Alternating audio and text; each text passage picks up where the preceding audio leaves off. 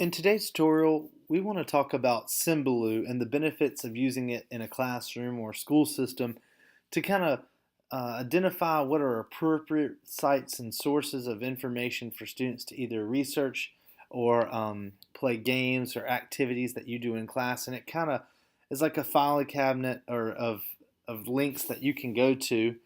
This is an example of our technology lab symbaloo page at my school, and as you can see, most of these links over here are places that kids can use as resource guides and help them understand content strands in kindergarten through fifth grade.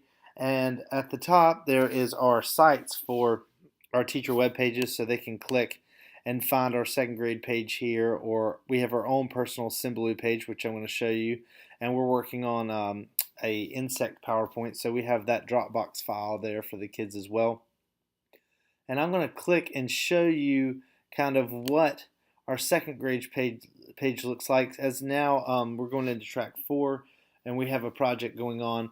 I've kind of removed some of the other tiles, but here's what I have for track 4 and things that we're going to be adding and doing to kind of get the kids started.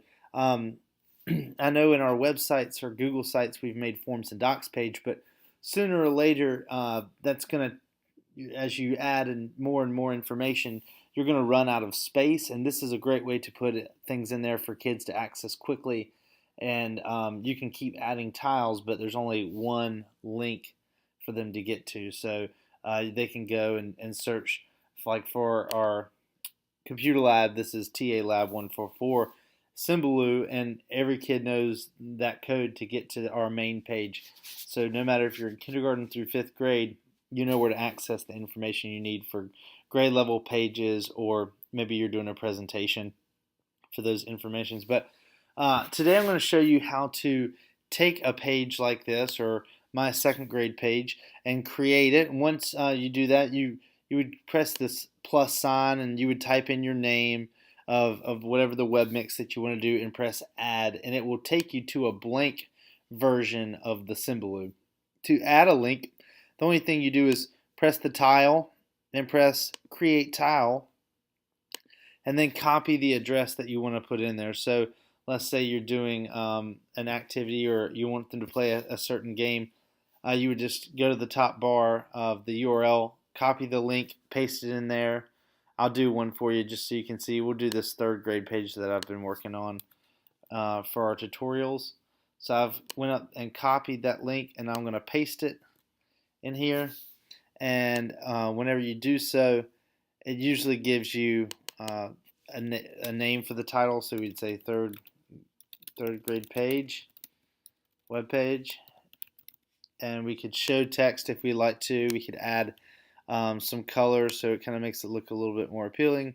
You can change the either black or white lettering, and then you can choose an icon to go with the image. If you have a photo, sometimes it automatically updates tiles to a picture that is from the site itself, but if not, we could do that and press save, and now the tile is there. So once again, press the tile that's empty, create tile, put in the information. Or if you know of a good resource, you can search for tiles. So like Brain Pop is pretty popular in schools, Brain Pop Junior.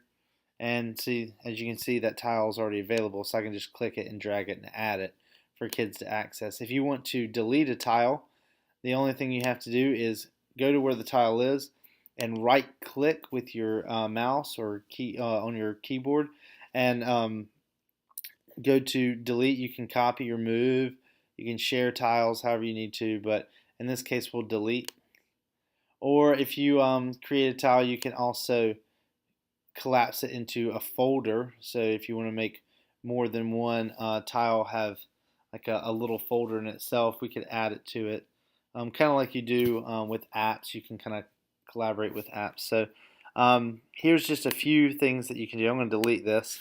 And to share this information with a web page, the only thing you have to go to is this share button at the very top next to remove, and you go to this will tell you the web mix details if you want to just share out a link, and you can copy it and send it via email, or there's an embedded code, and this embedded code is what we're going to use to send the symbaloo page to our web page. And as you can see, the width is 920 and the height is 600, and you want to know that um, for whenever you're embedding this.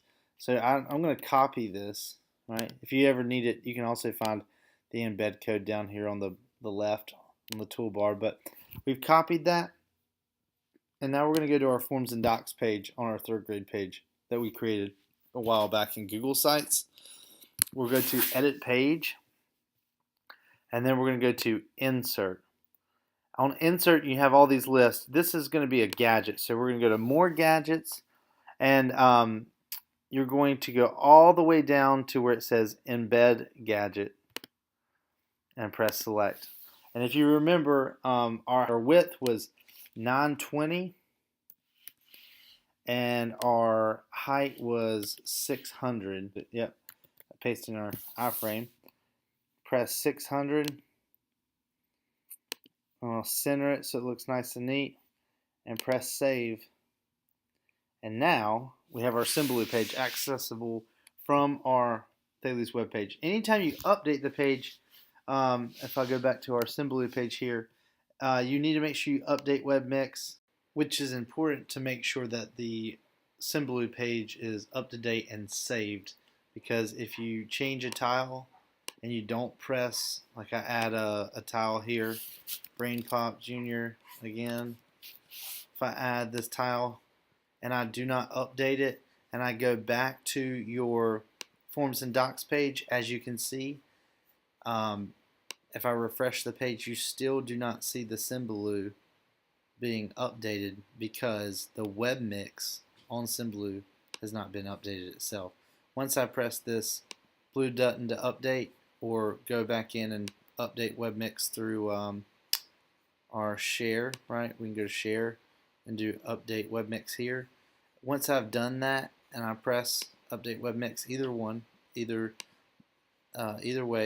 I can go here and I refresh this page, you will see that the tile has now been added, so it can be accessed for kids at home or teachers or parents, whoever needs it. So that is your tutorial for symbaloo, and I hope that is helpful in your management of your classroom links and files and resources for your school.